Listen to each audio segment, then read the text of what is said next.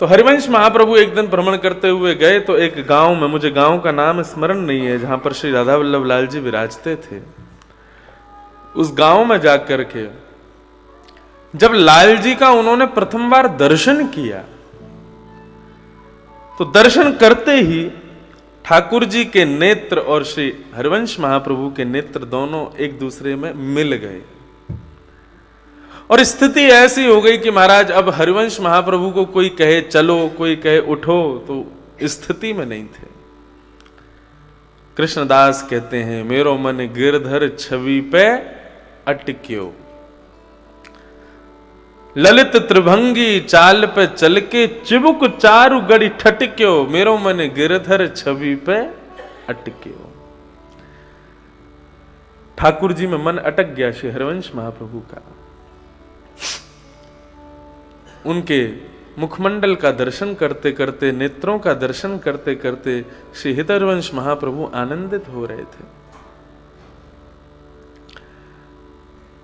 दर्शन करके तब तो प्रस्थान कर गए, लेकिन रात्रि में श्री राधा वल्लभ लाल जी उस ब्राह्मण के अंतस्थ में प्रकट हो गए और प्रकट होकर के उस ब्राह्मण से कहा कि आज जो वैष्णव आए थे ना, हरिवंश महाप्रभु बोले हाँ, मैं वास्तव में शंकर जी की सेवा छोड़ तुम्हारे पास उन्हीं के लिए आया हूं, तुम कृपा करके उनको पुनः बुला करके मुझे उनको प्रदान कर दो, मैं उनकी सेवा स्वीकार करना चाहता हूं। वे हमारी किशोरी जी के शिष्य हैं और मेरी वंशी के अवतार हैं, आप मुझे उन्हें प्रदान करो। आत्मदेव ब्राह्मण कहने लगा, बोले प्रभु मेरा घर आपसे चलता है, मेरी 3 समय की रोटी आपके मंदिर से होती है, रही बात मेरी बेटियां हैं, इनका भी ब्याह अभी हुआ नहीं और मेरे पास कमाई का और कोई जरिया नहीं है। दर्शन करने वाले लोग आते हैं, भेंट चढ़ाते हैं, उसी से हमारा घर चलता है। अब मैं आपको उनको प्रदान कर दूंगा, मेरा क्या होगा? तो राधा वल्लभ लाल जी ने बड़ी अच्छी युक्ति प्रदान की, बोले अपनी बेटी का ब्याह उन्हीं से कर दो, हरिवंश महाप्रभु से, और उनसे ब्याह कर दोगे तो फिर तुम्हारी बेटी के जितने संतान होंगे वही मेरी सेवा करेंगे, वही गोस्वामी परिवार की मैं सेवा स्वीकार करूंगा। दूसरे दिन का समय प्रारंभ हुआ, श्री हरिवंश महाप्रभु पधारे और उस ब्राह्मण ने पहले तो हरिवंश महाप्रभु को वो किताब प्रदान की जो भगवान शिव ने उसको प्रदान की थी, जिसमें राधा वल्लभ लाल जी की संपूर्ण अर्चना की विधि लिखी है संस्कृत में। कैसे अर्चना करनी है, कैसे वंदन करना है, कैसे आरती करनी है, कैसे श्रृंगार करना है, सब भगवान शिव ने उस बालक को बताया था। उस ब्राह्मण ने वो सब कुछ हरिवंश महाप्रभु को प्रदान किया और आज ही के दिन श्री राधा वल्लभ लाल जी इस यमुना के पुलिन पर सघन वन के मध्य में आज जिस मंदिर में विराज रहे हैं उसी मंदिर में आकर के विराजमान होंगे। बधाई में दीजो श्री ब्रजधाम वृंदावन धाम।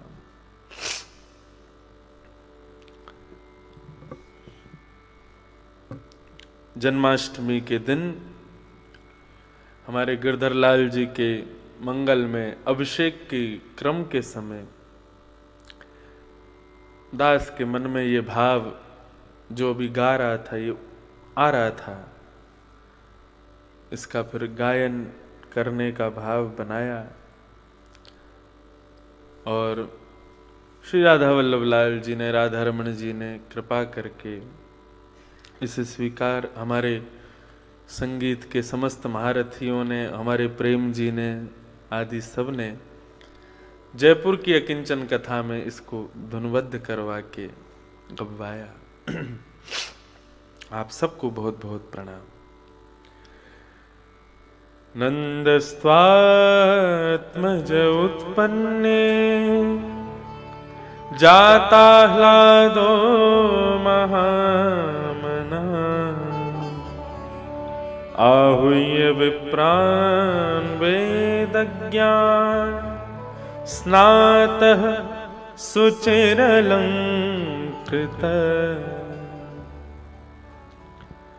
नंद बाबा के यहां आत्मज ने जन्म लिया।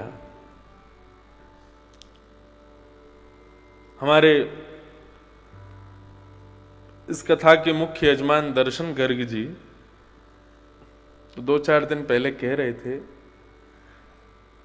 हमारी कथा अनुष्ठान तब पूरी होती है जब कथा में आए हुए ब्राह्मण बीमार हो जाएं खा खा के।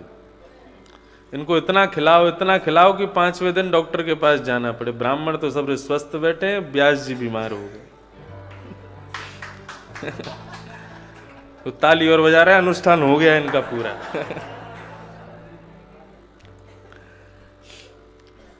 देखो, उत्सव सार्थक कब माना जाए?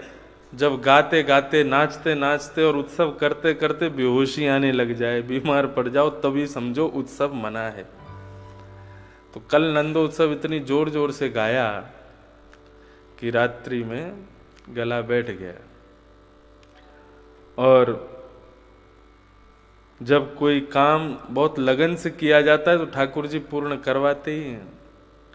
हमारे यजमान ने संकल्प ही किया था कि ब्राह्मण बीमार होंगे तब मेरी कथा पूरी होगी। तो फिर ठाकुर जी बोले 5 ब्राह्मण बीमार होंगे तो खर्चा ज्यादा होगा, एक व्यास को ही कर दो। लेकिन श्री लाल जी के मंगलमय उत्सव को मनाने में किसी प्रकार की कटौती नहीं। व्यास को तो महाराज कितनी भी बड़ी बीमारी हो जाए, कोई दिक्कत हो जाए, वो कथा तो छोड़ नहीं सकता। यजमान बीमार हो जाए कमरा में सो जाएगा, ब्राह्मणों में से कोई बीमार हो जाए पीछे पड़ जाएंगे, जाके सो जाएंगे, दवाई आदि ले लेंगे। व्यास बीमार हो जाए कथा कैसे छोड़े? तो ये तो उत्सव है, और ये उत्सव का प्रसाद हमको ये गला जुखाम के रूप में मिला है, इसको स्वीकार करते हैं। नंद बाबा के यहां आत्मज का जन्म हुआ।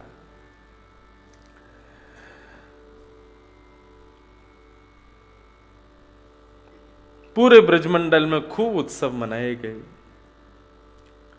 तन पवित्र सेवा किए, धन पवित्र कर दान, मन पवित्र हरि भजन सो, होत त्रिविध कल्याण। तन की पवित्रता किसमें है? तन पवित्र सेवा की। तन पवित्र होता है सेवा से। जब हम सेवा करते हैं, असहाय की सेवा, संत सेवा, वैष्णव सेवा, भक्त सेवा, तब तन पवित्र होता है। मन पवित्र कर, तन पवित्र सेवा किए, धन पवित्र कर दान। धन की पवित्रता किसमें है? दान में है। और मन पवित्र हरि भजन सो। मन की पवित्रता किसमें है? बोले हरि के भजन में। हो तो त्रिविध कल्याण। ये त्रिविध कल्याण के साधन हैं। तन मन धन तीनों पवित्र होते हैं, सेवा से, दान से और भजन से। नंद बाबा के आज तीनों पवित्र हो रहे हैं। तन भी पवित्र हो रहा है। क्यों? बोले जितने लोग आ रहे हैं सबको हाथी दीने, घोड़ा दीने और दीनी पालती, बालकन को लाडू पेड़ा, बूढ़ेन को लापसी, सबको लुटा रहे हैं। तो सबकी सेवा कर रहे हैं, चाहे जो भी आवे सबके लिए खूब बढ़िया व्यवस्था कर रहे हैं। धन पवित्र कर दान, खूब लुटा रहे हैं नंद बाबा। और मन पवित्र हरि भजन सो। मन पवित्र होता है भगवान का भजन करने से। नंद बाबा भजन क्या कर रहे हैं? बोले पूरा ब्रजमंडल 6 महीने तक गाता रहा, नंद घर आनंद भयो जय कन्हैया लाल की। ये तो बहुत बड़ा भजन है, इससे बड़ा भजन क्या होगा? जय कन्हैया लाल की, जय यशोदा लाल की। इसी भजन को सब गा गा करके अपने मन को पवित्र कर रहे हैं। तो ब्रजवासियों के त्रिविध कल्याण हो रहे हैं, तीनों पवित्र हो रहे हैं। हमारे पूज्य नाना जी सुनाया करते थे कि भैया ठाकुर जी की 2 पत्नी हैं, भूदेवी और श्रीदेवी। भूदेवी किसे कहते हैं? पृथ्वी को। और श्रीदेवी किसको कहते हैं? लक्ष्मी को। ये दोनों ठाकुर जी की पत्नी हैं। तो ठाकुर जी का अवतार क्यों होता है? ठाकुर जी पधारते क्यों पृथ्वी पे? अपनी भूदेवी रूपी पत्नी को सुख प्रदान करने के लिए।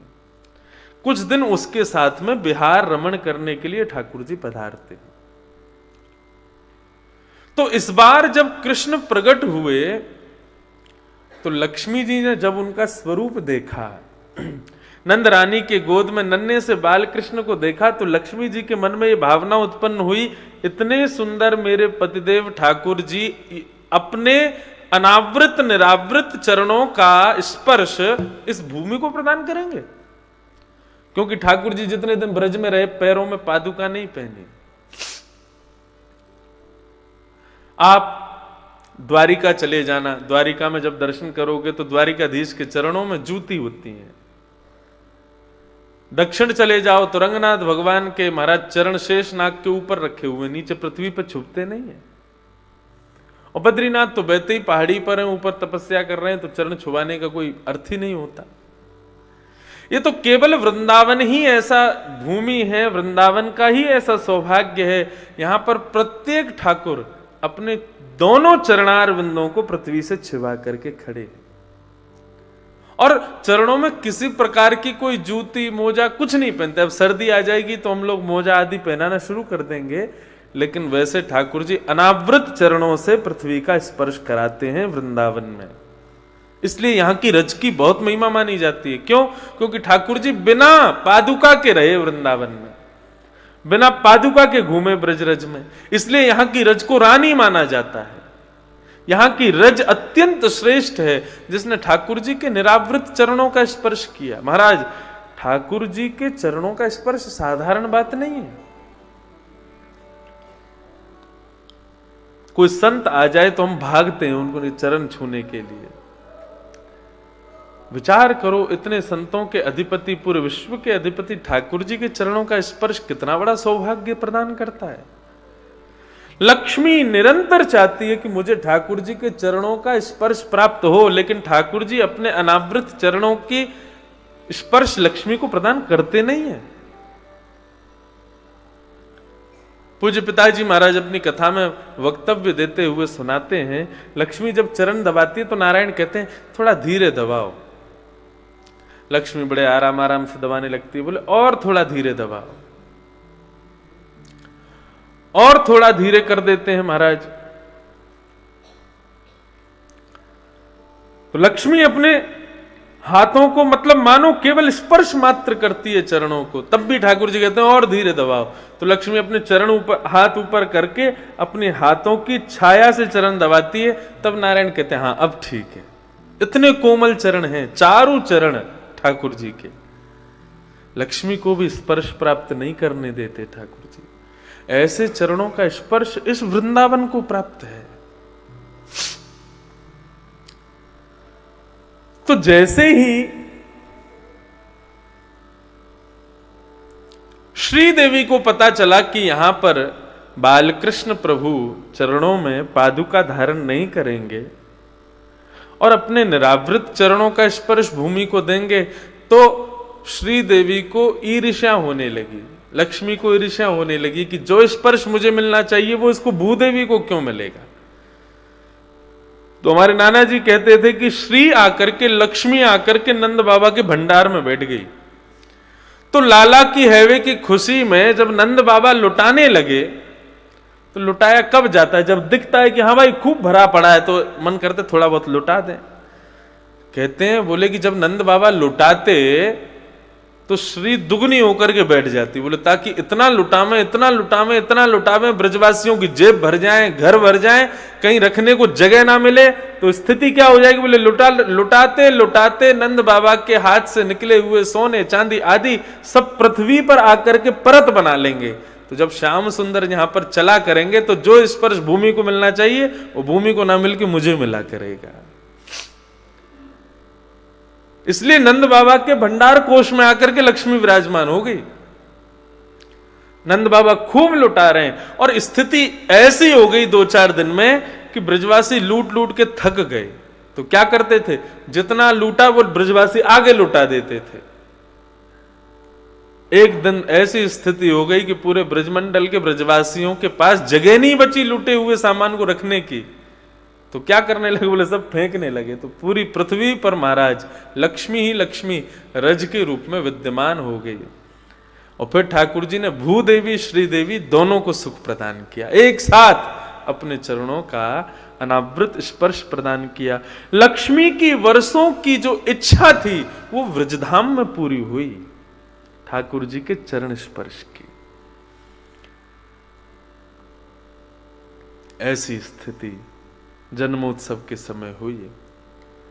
सारे ब्रजवासी प्रेम आनंद से उमंग में भर करके नृत्य कर रहे हैं, गा रहे हैं।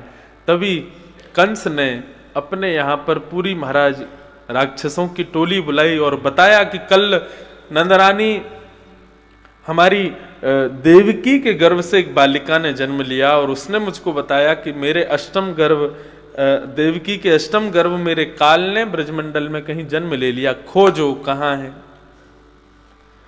तो सबसे पहले हाथ उठाया पूतना ने, बोले ये काम मुझको प्रदान किया जाए। मैं घर घर में जाऊंगी, 10 दिन के भीतर जितने बालकों ने जन्म लिया सबको अपने स्तन का पान कराऊंगी, स्तन में कालकूट विष लगा करके जाऊंगी, बालक स्तनपान करेगा, उसकी मृत्यु हो जाएगी। इसी बीच में आपके शत्रु कृष्ण की भी मृत्यु हो जाएगी। कंस कहने लगा तुमको घर में घुसने कौन देगा, इतनी राक्षसी जैसा तुम्हारा स्वरूप, इतने बड़े बड़े दांत, बड़े बड़े नाखून तुम्हारे, कौन आने देगा घर में। महाराज मैं मंत्र विद्या से अपना रूप बदल लूंगी। और पूतना ने अपना स्वरूप बदला, स्वरूप बदल करके घर घर में जाती है, बालकों का अपना पयोधर पान कराती है और पयोधर का पान करते ही कालकूट विष को गर्भ में लेते ही बालक मर जाते हैं। ऐसी स्थिति करती हुई पूतना जैसी गोकुल में पहुंची, गोकुल में देखा अबीर गुलाल उड़ाए जा रहे हैं, खूब आनंद निमग्न होकर के सब ब्रजवासी गा रहे हैं। तभी पूतना ने मन में विचार किया, हो ना हो महाराज कंस के शत्रु ने यहीं जन्म लिया है। पूतना पधारी गोकुल में। बंधुओं बहुत ध्यान से सुनिएगा, सावधानियों से सुनिएगा इस प्रसंग को। आपने भले ही कथाएं सुनी हो, भले ही खूब बार पूतना मर्दन का भाव सुना हो, लेकिन आज विशेष रूप से सुनिए। पूतना कौन है? पूतना है अविद्या, अज्ञान। हम आप सबके भीतर जो अज्ञान विद्यमान है वो अज्ञान ही पूतना का स्वरूप है। अज्ञान किसे कहते हैं? विवेक बोध ना होना ही अज्ञान है। अब पूछा जाए विवेक किसे कहते हैं? सद असद का ज्ञान ही विवेक है। क्या सही है, क्या गलत है, क्या उचित है, क्या उत्तम है, क्या ध्रुव है, क्या साधारण है, ये बोध हो जाना ही ज्ञान है।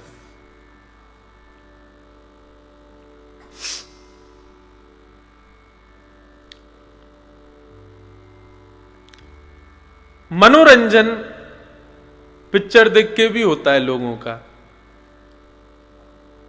और मनोरंजन ठाकुर जी की भजन संध्या आदि कीर्तन आदि के कार्यक्रम जो शाम को किए जाते हैं उनमें भी होता है। लेकिन उस मन के रंजन को कहां ले जाकर के सार्थक करना चाहिए? फिल्मी गाने पर, डीजे आदि पर नृत्य करके सार्थक करना चाहिए कि ठाकुर जी के सुंदर भजन कीर्तनों पर थिरक करके उसको सार्थक करना चाहिए? यह ज्ञान होना ही विवेक है। साधारण भौतिकवाद, चतुर्विध पुरुषार्थ की प्राप्ति का ज्ञान लेना विशेष है कि ठाकुर जी की प्रेम भक्ति का आस्वादन करना विशेष है। प्रवचन भी दो प्रकार के होते हैं। एक प्रवचन तो होता है जिसमें हम लोग अपनी लाइफस्टाइल को ठीक करते हैं। आजकल बहुत हो गए हमारे भारत में मोटिवेशनल स्पीकर्स, मोटिवेशन देते हैं, जीवन को पवित्र कैसे किया जाए, जीवन को सुखद कैसे बनाया जाए, वह सुनना सार्थक है कि श्याम सुंदर की प्रेम भक्ति का आस्वादन करना, उस प्रवचन को सुनना सार्थक है? जीवन को सुख बनाना ही सार्थक होता ना, तो फिर सुदामा जी भी किसी मोटिवेशनल स्पीकर के पास ही जाते। ऐसी कोई प्रसन्नता तो थी नहीं उनके जीवन में, ऐसा कोई सांसारिक सुख तो नहीं था उनके पास में, लेकिन प्रेम भक्ति का आस्वादन उन्होंने किया था। यही विवेक है, हम क्या ग्रहण करें, क्या ग्रहण ना करें, क्या उचित है, क्या उचित नहीं है। एक होता है ना, मैं कल की कथा में, जाने परसों की कथा में बता रहा था, एक होता है जो मुझको भाए और एक होता है जो मेरे लिए उचित है। दोनों में से किसका आस्वादन करना चाहिए, ये जानना, ये पता होना ही विवेक है, उसी को ज्ञान कहते हैं।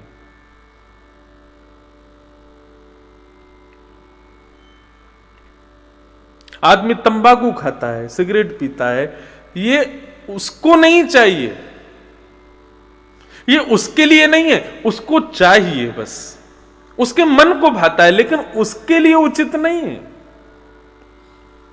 जिस दिन ये विवेक हो जाएगा उसी दिन वो ज्ञानी माना जाएगा। और जब तक वो इसी अज्ञान में रहेगा कि नहीं ये मेरे मन को भाता है, मैं लेता ही रहूं, ये मन को भाने वाली बात ही, यही पूतना है हमारे भीतर। इसी को अज्ञान कहते हैं, अविद्या कहते हैं। तंबाकू के पैकेट पे बाहर लिखा रहता है कैंसर किल्स, और स्पष्ट लिखा है कि इसके अंदर भीतर जो धातु है उसका सेवन करोगे तो तुम्हारी मृत्यु सुनिश्चित है, लेकिन फिर भी आदमी सेवन करता है। ये अज्ञान नहीं है तो क्या है, ये अविद्या नहीं है तो क्या है। थिएटर में जाते हैं पिक्चर देखने के लिए, तो पिक्चर बाद में शुरू होती है, पहले वो एडवर्टाइजमेंट आता है, उसमें दिखाएंगे किसी का मुंह फटा हुआ है, सिगरेट पीने से ऐसा हो गया, तंबाकू खाने से ऐसा हो गया। तो जो लोग नशे में धुत हैं, इन सब वस्तुओं के आसक्ति में हैं, वो लोग उस समय अपनी आंख बंद कर लेते हैं या फोन खोल लेते हैं या कहीं अपना ध्यान भटकाते हैं।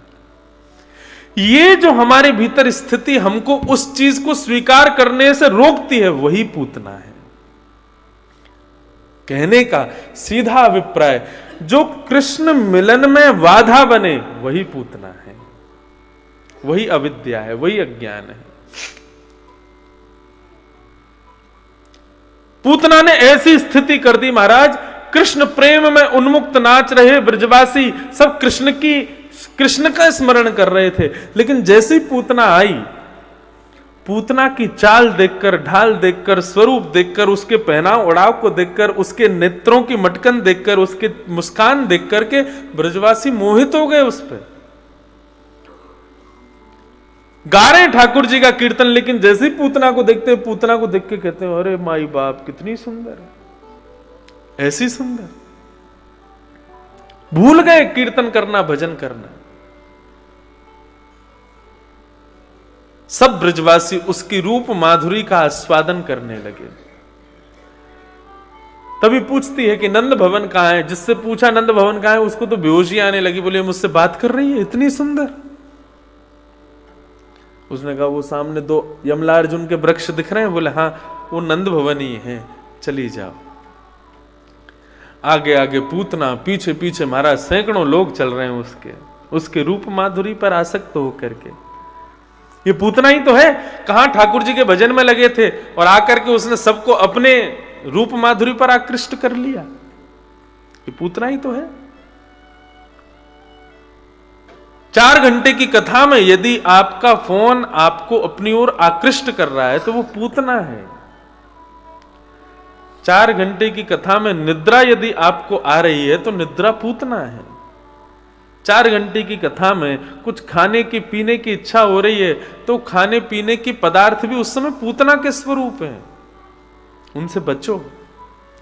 भगवत कार्य के मध्य में यदि कोई विक्षेप डाले उसको पूतना समझना। पूतना ने जैसे नंद भवन में प्रवेश किया, नंद रानी यशोदा गोद में नन्हे से 6 दिन के कन्हैया हैं, उनको खिला रही थी, और जैसे ही यशोदा मैया ने देखा पूतना के रूप को देख करके यशोदा मैया भी बावली हो गई। आहा कितनी सुंदर। और विधाता को कोसने लगी, अरे विधाता, या तो मेरे लाला को कछु देना पहले जन्म दे दे तो, या फिर याकू कछु देना बाद में दे तो अपने लाला को ब्याह यही तो कर देती, इतनी सुंदर।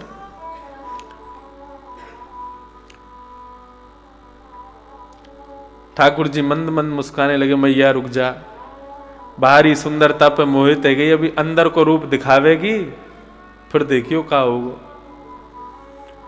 पूतना आई, यशोदा मैया ने प्रणाम किया, कहो बहन कहां ते आई हो? बोले पास के गांव ते आई हूं, सब ब्रजवासी लाला को आशीर्वाद देवे जा रहे, तो मैंने सोची मैं क्यों पीछे रहूं, मैं भी जाऊंगी, तो मैं यहां मारे आ गई। अच्छा पहले कभी देखो ना आपको। पूतना कहती है, रत्न छुपके रहता है, रत्न सबके सामने प्रकट कर दें तो फिर चोरी हो जाता है। यशोदा बोली, हाँ रत्न तो तुम हो, आज तुम्हारे रूप को देख के लगो है कि रत्न हो। इतने में ही कुछ सखियां आई, आकर के यशोदा मैया से बोली, बाहर बहुत सारी ब्रजवासिन आई हैं, सब आपको दर्शन करना चाहमे, सब लाला ते मिलना चाहमे। कहा के? बोले लाला तो देखो अभी पौड़वे को समय, अभी दर्शन ना है देखो। तो मैया फिर एक काम करो, लाला को सुलाए दो, आप आकर के सबन से मिल लो, इतनी दूर दूर से सब आई हैं, सबको न पूछ लोगी जाके कैसी है, कहा हालचाल, तो सबको अच्छा लगेगा। यशोदा बोली, अभी कैसे जाऊं, लाला तो सोना है। पूतना बोली, मैं सुला देती हूं लाला को, आप जाओ। कई बार हम व्यक्ति के भीतर के गुण ना जाने बगैर उसके बाह्य आकृति को देख करके, उसके बाह्य स्वरूप को देख करके उस पर पूर्ण विश्वास कर लेते हैं कि अच्छा ही होगा, लेकिन ये गलती है हमारी। यशोदा मैया ने लाला पूतना की गोद में दिए और बाहर चली गई। जैसे ही बाहर गई, पूतना ने कन्हैया को देखा, कन्हैया ने तुरंत अपने नेत्रों पर हाथ रख लिया। हाथ क्यों रखा? बोले ठाकुर जी ने अपने नेत्रों पर हाथ इसलिए रखा, पूतना राक्षसी है, पूतना कुरूपणी है, पूतना एक दैत्य वंश में जन्म लेने वाली एक राक्षसी है, आज लक्ष्मी बन के आई है। भगवान कहते हैं, मैंने तुमको जैसा भेजा पृथ्वी पर, मेरे सामने जब आओ ना तो वैसे ही आओ, अपना रूप बदल करके मत आओ। बंधुओं, कोई बाह्य श्रृंगार की बात नहीं हो रही है। ठाकुर जी के दर्शन करने के लिए जाएं तो हम सिंपल सोबर बन के जाएं, श्रृंगार ना करके जाएं, ऐसी कोई बात नहीं है। मैं बाह्य श्रृंगार की बात नहीं कर रहा, मैं आंतरिक श्रृंगार की बात कर रहा हूं। जब ठाकुर जी के सामने हम जामे, प्रस्तुत हो में, तो हमको जैसा ठाकुर जी ने पृथ्वी पर भेजा था, हम वैसे ठाकुर जी के सामने जावे। जैसे कि मैं व्यास हूं, आप बिजनेसमैन हो, आप कोई विधायक हो, कोई मंत्री हो, कोई एक्टर हो, कोई सिंगर हो, ये सब कलाओं से युक्त, ये सब उपाधियों से युक्त ठाकुर जी ने आपको नहीं भेजा था। यहां पृथ्वी पर आने के बाद, श्रम करने के बाद आप उपाधि युक्त हुए, आप एक पब्लिक फिगर बन गए। लेकिन ठाकुर जी के सामने जब जाओ, तब समस्त उपाधियों को, समस्त नामों को बाहर त्याग के जाओ, शून्य बन के जाओ।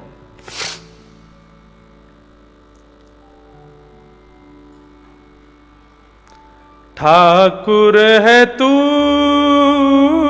मैं तेरा पुजारी, ठाकुर है तू मैं तेरा पुजारी। और अगली बात मुझे बड़ी बढ़िया लगती है, तेरा खेल हूं मैं, तू मेरा खिलाड़ी, तेरा खेल हूं मैं, तू मेरा खिलाड़ी। इस भावना से जाना है ठाकुर जी का दर्शन करने। हम कठपुतली तेरे हाथ की, चाहे तुझे से न चाले मुरलिया वाले, चाहे जैसे न चालो। इस स्थिति के साथ में ठाकुर जी का दर्शन करने के लिए जाना है। अपनी उपाधियों को त्यागो। आज पूतना राक्षसी है, लेकिन ठाकुर जी के सामने रूप बदल कर गई है, भेष बदल करके गई है, इसलिए ठाकुर जी ने उसको नहीं देखा। हम राधा रमन जी का दर्शन करने जाते हैं, यदि अपनी उपाधियों से युक्त अपने रूप को, भेष को बदल करके जाते हैं, राधा रमन जी हमको नहीं देखते। ठाकुर जी हम अपनी आंखों पर हाथ रख लेते हैं। हजारों लोग ठाकुर जी का दर्शन करते हैं, वो श्रेष्ठ बात नहीं है। उन हजारों में राधा रमन जी किसको देखते हैं, वो श्रेष्ठ बात है, वो श्रेष्ठ है। पूतना गई, ठाकुर जी ने नहीं देखा। पूतना ने अपने पयोधर का पान कराया। ठाकुर जी ने पहले उसके पयोधर पर लगे विष को पिया, उसके दुग्ध को पिया, उसके पुण्यों को पिया, पापों को पिया, शरीर के रस तत्वों को पिया, और सबको पीते हुए अंत में प्राण ही समम रोष शमन वितो पिबत, जैसे ही प्राणों को पीना शुरू किया, पूतना को घबराहट होने लगी, ये क्या हो रहा है। और घबराहट होते होते होते महाराज उसके बड़े बड़े दांत बाहर आने लगे, बड़े बड़े नखून प्रकट होने लगे, कुरूपणी होने लगी, राक्षसी के रूप में परिणत हो गई। और जैसे ही राक्षसी के रूप में परिणत हुई, कन्हैया छोड़, लाला छोड़, कृष्ण छोड़, बार बार ठाकुर जी को अपने पयोधर से दूर करे। ठाकुर जी ने भी कस के पकड़ लिया, और अब जब वो पूतना राक्षसी बन गई तो ठाकुर जी अपने नेत्र खोल के और पूतना को देखते हैं। और 7 दिन के कन्हैया, नन्हे से बाल कृष्ण, बिना दांत के, अभी दांत भी नहीं, 7 दिन के बालक के तो कुछ नहीं होता, 7 दिन के कन्हैया बोल पड़े, मौसी जी हम तो जाकू पकड़ ले ना तो फिर ठिकाने लगा के ही छोड़े, बिना ठिकाने लगा ले ना ही छोड़े। अब आपको पकड़ो है तो आपको ठिकाने लगा के ही छोड़ेंगे। 7 दिन का बालक बोलता है, कन्हैया बोलता है, नन्ना सा कन्हैया बोलता है। महाराज ठाकुर जी ने उसके प्राणों को पिया। जैसे ही प्राणों को पिया, विशाल विकराल स्वरूप धारण करती हुई पूतना नंद भवन के पीछे न जाने कितने खेतों को अपने नीचे चूरन बनाती हुई धड़ाम से गिरती है। दौड़ करके समस्त ब्रजवासी गए तो देखा पालने में ठाकुर जी नहीं थे, पीछे विशाल विकराल एक राक्षसी पड़ी है, उसकी ऊपर पयोधर पर दूध का पान करते हुए नंद नंदन अभी भी पौड़े हुए। ब्रजवासी सब नसैनी लगा करके ऊपर चढ़े, ऊपर जाकर के ठाकुर जी को गोद में लिया। गोपियां सब ठाकुर जी को लेकर के गौशाला में गईं, जाकर के गाय के पृच्छ से झाड़ा लगाया और ठाकुर जी के 12 अंगों में गाय के खुर की रज का लेपन किया। और सब गाय की पूंछ से झाड़ा दे रही, हमारे लाला की नजर बला अला सब दूर रह जाए। इतनी बड़ी राक्षसी आ गई, यानी जन कैसी दृष्टि से देखो होगो, हमारो लाला स्वस्थ है जाए। ठाकुर जी मन ही मन मुस्कुरा रहे हैं, आनंद ले रहे हैं। जगत दिता जगदाधार परमेश्वर आज ब्रजवासियों के प्रेम रस का आस्वादन कर रहे हैं। ये प्रेम की प्राप्ति के लिए ही पधारे। कौन पावे आको पार, प्रेम नदिया की सदा उल्टी बहे धार। कौन पावे आको पार, प्रेम नदिया की सदा उल्टी बहे धार। कौन पावे आको पार, प्रेम नदिया की सदा उल्टी बहे धार।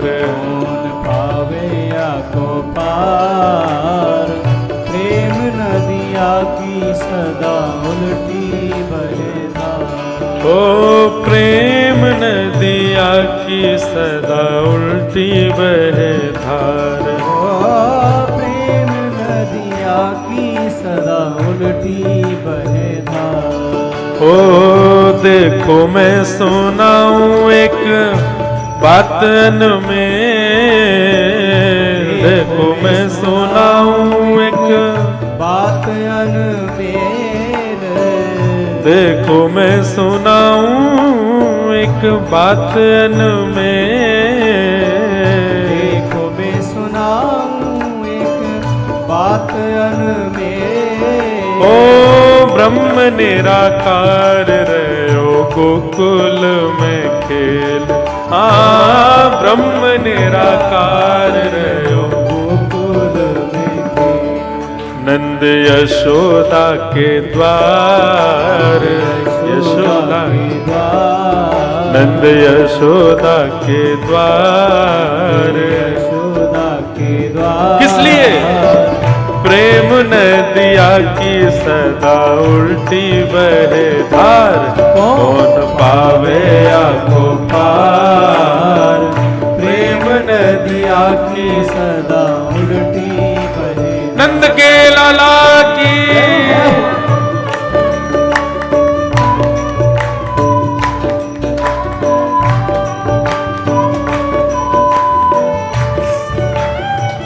ब्रह्म निराकार गोकुल में खेल रहे हैं, साकार निराकार ब्रह्म ब्रजधाम में आनंद कर रहे हैं। जय हो।